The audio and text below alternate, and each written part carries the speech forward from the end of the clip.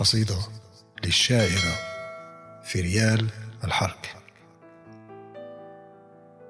أيا رجلا مبتلا قميصه بالصبر، ممطرا بالهموم يبتسم للسماء، وجهه الجميل مطرز بالأقمار.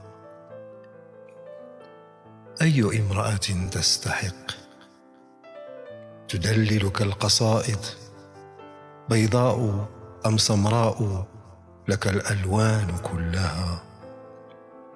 هذا ما قالته الأشعار، خابت كفة الميزان حين وضعوا عطرك، ضاقت بها الأوزان.